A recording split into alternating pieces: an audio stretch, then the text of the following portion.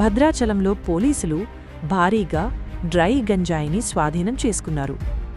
శనివారం మధ్యాహ్నం కూనవరం రోడ్డులోని వీరభద్రం ఫంక్షన్ హాల్ సమీపంలో నిర్వహించిన వాహన తనిఖీల్లో 101 కిలోల డ్రై గంజాయిని పట్టుకున్నారు.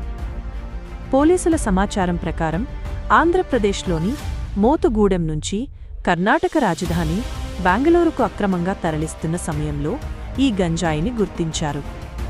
ఈ ఘటనలో కర్ణాటక రిజిస్ట్రేషన్ గల ఒక మారుతి ఎర్టిగా కారు 5 మొబైల్ ఫోన్లను స్వాధీనం చేసుకున్నారు. అలాగే గంజాయి అక్రమ రవాణాకు పాల్పడుతున్న 4 నిందితులను పోలీసులు అరెస్టు చేశారు. ప్రాథమిక విచారణలో భద్రాచలం, ఖమ్మం మార్గం గుండా బెంగళూరుకు గంజాయిని తరలిస్తున్నట్లు వెల్లడైంది. ఈ ఘటనపై కేసు నమోదు చేసిన పోలీసులు గంజాయి సరఫరా నెట్వర్క్పై మరింత లోతుగా దర్యాప్తు కొనసాగిస్తున్నారు. సోదా చేయడం జరిగింది. దాంట్లో ఎండు గంజాయిగా మేము వాళ్ళు గుర్తించి మొత్తం కూడా దాన్ని వాహనాన్ని సీజ్ చేయడం జరిగింది. గంజాయిని కూడా సీజ్ చేసి వాళ్ళని ప్రశ్నిస్తే అందులో 3 కర్ణాటక సంబంధించిన వ్యక్తులు, ఒకతను అనంతపురానికి చెందిన వ్యక్తిగా చెప్పడం జరిగింది. వాళ్ళు అనంతపురానికి చెందిన రాజేంద్ర ప్రసాద్ అనే వ్యక్తి, అదేవిధంగా కర్ణాటక చెందినటువంటి గుల్జారు, అదేవిధంగా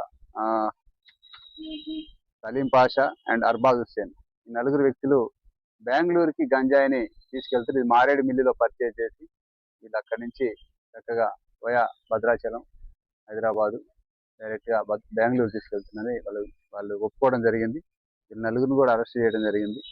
మొత్తం ఈ యొక్క ప్రాపర్టీ విలువ దాదాపుగా 50 లక్షల విలువైనటువంటి 56 లక్షల విలువైనటువంటి ప్రాపర్టీని, వాహనాలు అయితే వాళ్ళ దగ్గర నుంచి 5 సెల్ ఫోన్లు కూడా సీజ్ చేయడం జరిగింది.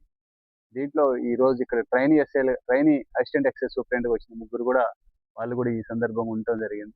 దాంట్లో నీలోఫర్ అజ్మి, అదేవిధంగా మన సుచిత అండ్ లక్ష్మణానంద్ వాళ్ళు కూడా ఈ కేసుకు సంబంధించి పరిశీలించడం జరిగింది.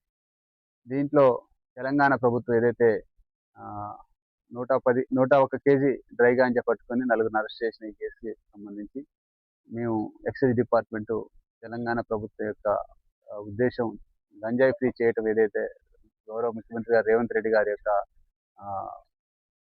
బలమైన ఆకాంక్షకి ప్రతిబింబంగా ఈరోజు ఈ కేసులు చేయడం జరిగింది.